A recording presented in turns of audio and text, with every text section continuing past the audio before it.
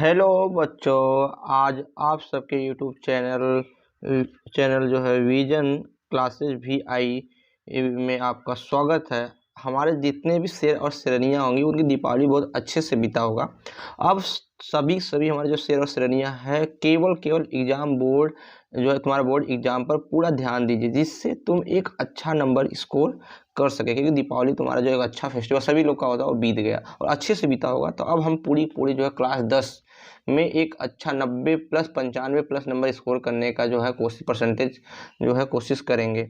आज हम फिर जो क्लास 10 के बायोलॉजी के महत्वपूर्ण बहुविकल्पी प्रश्न लेके आए हैं, जो तुम्हारे एग्जाम 2024 में 2024 में 100% पूछेगा। और ये हम जो 30 क्वेश्चन लेके आ रहे हैं, ये 30 क्वेश्चन बहुत ज़्यादा इंपॉर्टेंट होने वाला है। यह 30 क्वेश्चन तुम्हारा लमसम जो मेन एग्जाम होगा उसमें जो बहुविकल्पी प्रश्न बायोलॉजी से आएंगे, एक भी क्वेश्चन नहीं छूटेगा जो बहुविकल्पी प्रश्न का। हम चलते हैं अपने प्रश्न की तरफ। हमारा प्रश्न क्या कर रहा है, और दोस्तों ये वीडियो अच्छा लगे तभी बच्चियां से करना चाह रहे हैं, जब अच्छा लगे तभी चैनल को लाइक शेयर सब्सक्राइब करना और एक प्यारा सा कमेंट जो है कमेंट में कर देना। हम चलते हैं अपने प्रश्न की तरफ। प्रश्न हमारा क्या कर रहा है, पहला प्रश्न देखते हैं।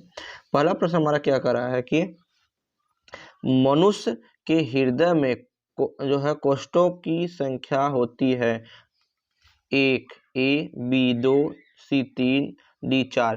तो कोष्ठों की संख्या कितनी होती है? तो यहाँ मनुष्य के हृदय में जो कोष्ठों की जो है संख्या होती है वो होती है 2। मतलब पहले का B answer is the right. हम बढ़ते हैं प्रश्न नंबर 2 की तरफ। प्रश्न नंबर 2 हमारा क्या करा यहाँ से?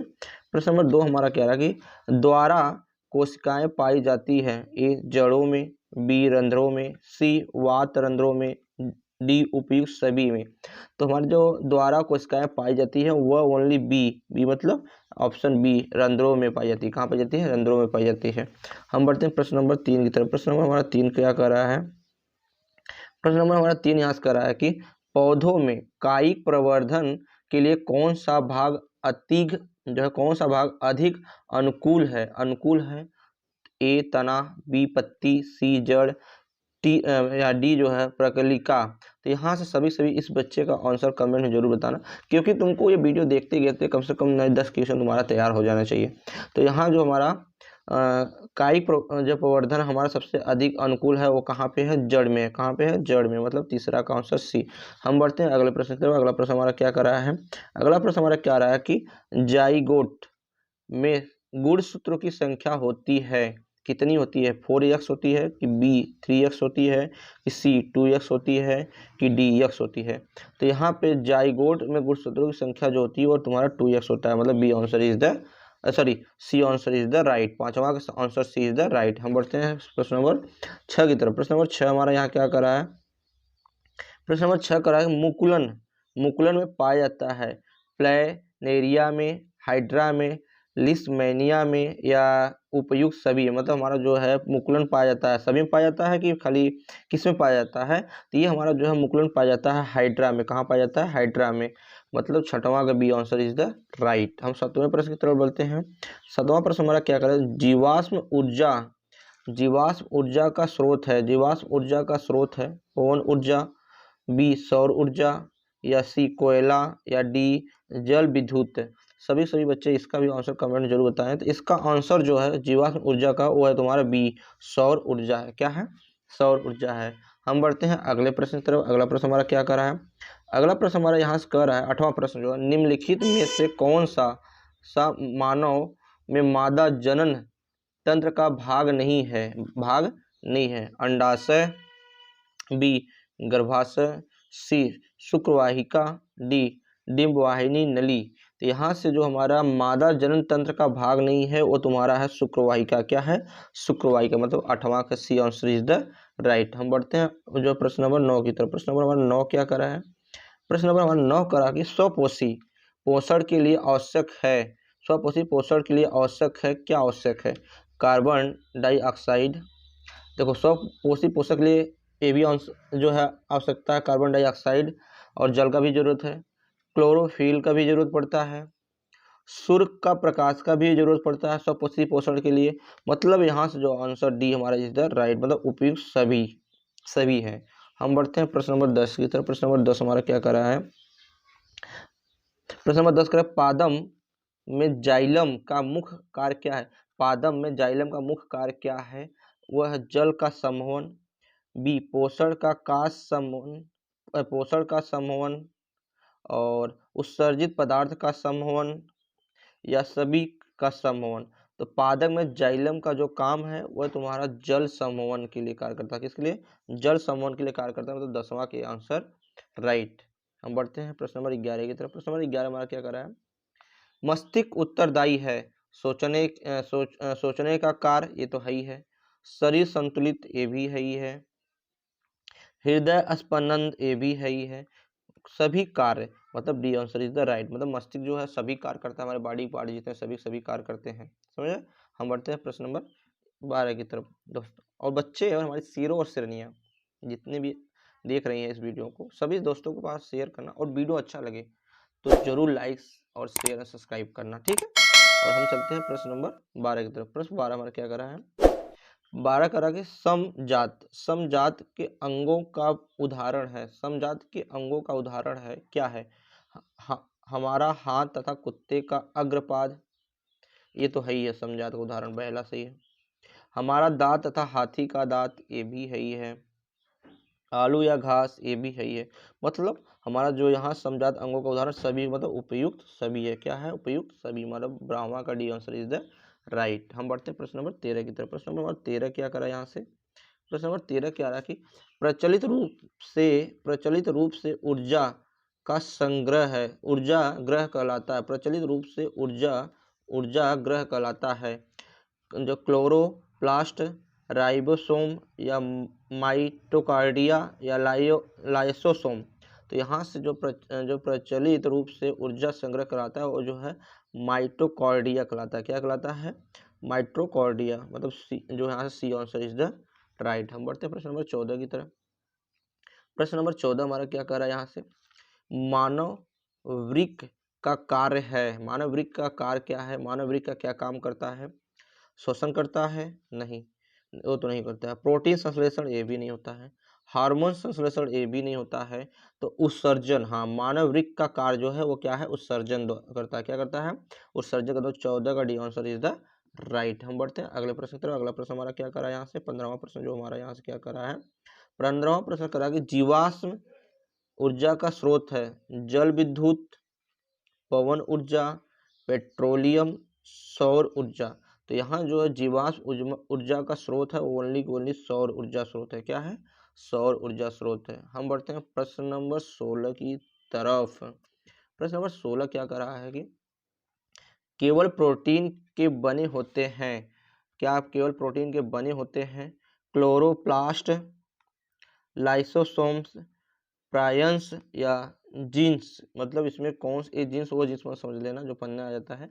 इसमें जो हमारा केवल प्रोटीन के बने होते हैं वो हमारा जो बने होते हैं लाइसोसोम से बने होते हैं। क्या होते हैं? लाइसोसोम से बने होते हैं। B answer is the right. हम बढ़ते हैं प्रश्न नंबर 17 की तरफ। प्रश्न नंबर 17 हमारा क्या कर रहा है? प्रश्न 17 कर रहा है गर्म जल प्राप्त करने के लिए हम गर्म जल प्राप्त करने के लिए तापक का उपयोग किस दिन नहीं करते हैं? धूप वाले दिन, या बी बादलों वाले दिन, या सी गर्म वाले दिन, या डी पौनों वाले दिन। किस दिन हम नहीं करते हैं गर्म जल प्राप्त करने के लिए सौर जल का ताप का उपयोग? तो सभी बताओ। बादलों वालों के दिन नहीं करते हैं। किस दिन? जिस दिन बादल रहता है उस दिन बाद से ही धूप नहीं होगा, तो उस दिन हमारा पानी गर्म नहीं होगा जिसे सौर ऊर्जा द्वारा हम चेंज कर सकें। हम बढ़ते हैं प्रश्न नंबर 18। प्रश्न नंबर 18 हमारा क्या करा यहाँ से? प्रश्न नंबर 18 हमारा जो कर रहा है कि निम्न में से कौन सा एक मानव में मादा जनन तंत्र का भाग नहीं है? दोबारा रिपीट हो गया है। तो ये क्या है? शुक्रवाहिका नहीं है। क्या है? शुक्रवाहिका नहीं है। हम बढ़ते हैं अगले प्रश्न की तरफ। डीएनए पाया जाता है, कहाँ पाया जाता है? कोशिका द्रव में, यहाँ तो नहीं पाया जाता है, डीएनए बासी है। केंद्रक द्रव में, यहाँ भी नहीं पाया जाता है। केंद्रिका में, यहाँ भी नहीं पाया जाता है। तो केंद्रक में, हाँ, केंद्रक के अंदर जो हमारा डीएनए पाया जाता है, कहाँ पाया जाता है? केंद्रक के अंदर हमारा डीएनए पाया जाता है। मतलब D answer is the right. हम बढ़ते हैं प्रश्न नंबर 20 की तरफ। प्रश्न नंबर 20 हमारा क्या करा है यहाँ पे? प्रश्न नंबर 20 जो हमारा करा है कि निम्नलिखित में से कौन सा टेस्टोस्टेरॉन हार्मोन्स का कार्य करता है, हार्मोन्स का कार्य नहीं करता है, जो यहाँ से तो लड़कों में यौन अवस्था के लक्षणों का नियंत्रण ये तो करता है भाई। जो शुक्राणुओं के उत्पादन का नियंत्रण ये भी करता है। हड्डियों और पेशियों का विकास ये भी करता है।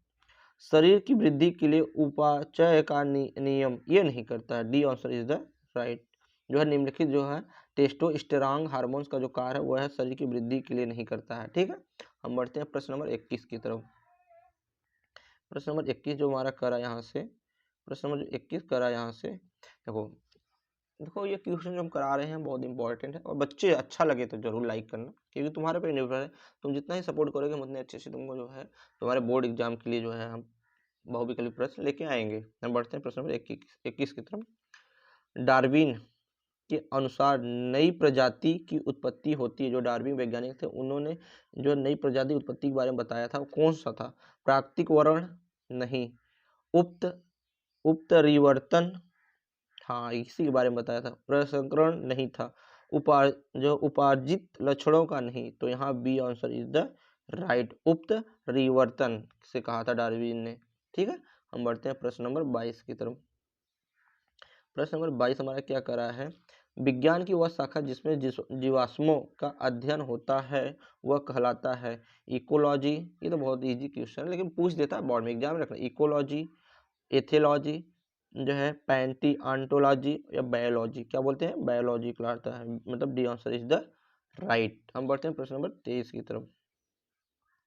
प्रश्न नंबर 23 हमारा क्या करा यहाँ से?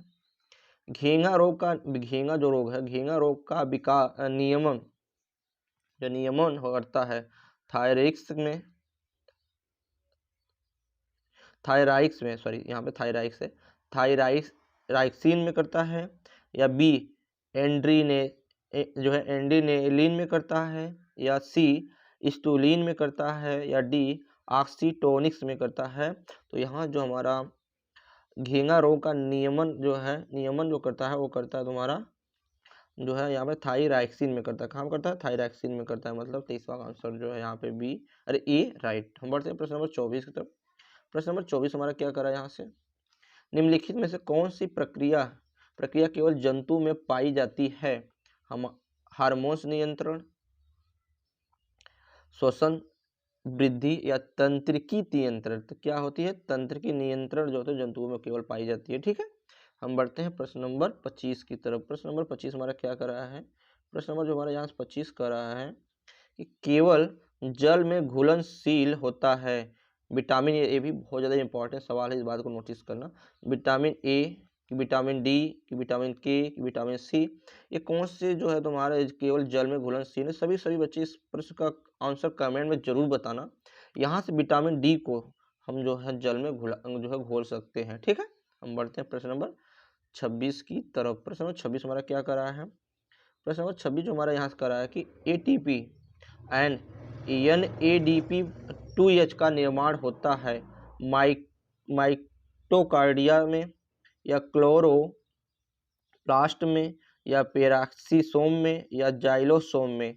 किसमें होता है? तो यहाँ से जो हमारा होता है क्लोरोप्लास्ट में, जो हमारा जो यहाँ से ATP का निर्माण होता है। ठीक है, क्लोरोप्लास्ट में हमारा ATP का निर्माण होता है। हम बढ़ते हैं प्रश्न नंबर 27 की तरफ। प्रश्न नंबर 27 हमारा क्या कर रहा है यहाँ पे? प्रश्न नंबर 27 हमारा जो कर रहा है कि केवल न्यूक्लिक अम्ल तथा प्रोटॉन्स, यहाँ प्रोटॉन्स के बने होते हैं, केवल न्यूक्लिक अम्ल तथा प्रोटॉन के बने होते हैं जीवाणु, या क्लोरोप्लास्ट, या विषाणु, या प्रयांश। कौन से बने होते हैं? जो हमारे जो न्यूक्लिक अम्ल और प्रोटॉन के बने होते हैं, किसका? न्यूक्लिक और प्रोटॉन के बने होते हैं, वो हमारे जो बने होते हैं प्रयांश बने होते हैं। क्या होते हैं? प्रयांश में जो हमारा 2 टाइप पाया जाता है, न्यूक्लिक अम्ल भी पाया जाता है और प्रोटॉन भी पाया जाता है। ठीक है, हम बढ़ते हैं प्रश्न नंबर 28 की तरफ। प्रश्न नंबर 28 हमारा क्या कर रहा है यहाँ से? प्रश्न नंबर 28 का जीवाश्म ऊर्जा का स्रोत है। तो जीवाश्म ऊर्जा का स्रोत है, तो जीवाश्म ऊर्जा का स्रोत है पवन ऊर्जा, सौर ऊर्जा, कोयला, या जो है जल विद्युत। तो यहाँ जो जीवाश्म ऊर्जा का स्रोत है वो हमारा कोयला है। क्या है? कोयला। हम बढ़ते प्रश्न नंबर 29 की तरफ। प्रश्न नंबर 29 हमारा क्या कर रहा है यहाँ से? प्रश्न नंबर 29 जो हमारा करा है कि विकास के दृष्टिकोण से मानव से सबसे निकटवर्ती होते हैं बंदर, चमगादड़, खरगोश या चिंपैंजी। तो यही है जो मनुष्य के जैसा मतलब बिहेवियर करते हैं, मनुष्य के जैसा मिलते हैं। बंदर भी मतलब बंदर से खास जो है चिंपैंजी मिलते हैं, इसलिए डी आंसर इज द हमारा राइट होगा। ठीक है, हम बढ़ते हैं अपने इस प्रश्न जो है सीट के लास्ट प्रश्न की तरफ। पुरुष में लिंग गुणसूत्र होता है। पुरुष में जो लिंग सूत्र, ये भी बहुत इंपॉर्टेंट जो प्रश्न है, गुणसूत्र होता है, कितना होता है, एक्स वाई या एक्स एक्स या वाई वाई या एक्स। तो यहाँ जो पुरुष के लिंग गुणसूत्र होता है तो हमारा वो होता है एक्स वाई। क्या होता है, एक्स वाई। और बच्चे और बच्चियाँ हमारी जितनी है शेर और श्रेणियाँ, ये वीडियो अच्छा लगे, प्रश्न भी अच्छा लगे, तुमको लग रहा है कि बोर्ड एग्जाम में आने का चांस है, तो अपने चैनल पर जाइए, चैनल को पहले तो सब्सक्राइब कीजिए और फिर इसके बाद जो है चैनल को लाइक शेयर एंड सब्सक्राइब करके फिर वहाँ से आप बेल आइकन की पूरी घंटी बजाइए। और जितने वीडियो हमने बनाया हूँ उसका वीडियो हम इस वीडियो के डिस्क्रिप्शन में दे देंगे, वहाँ से जाके आप देख लीजिए, जिससे बोर्ड एग्जाम में 95+ परसेंटेज लाने का कोशिश करेंगे हमारे बच्चे, हम जरूर दिला के रहेंगे। ठीक है, थैंक यू, बाय।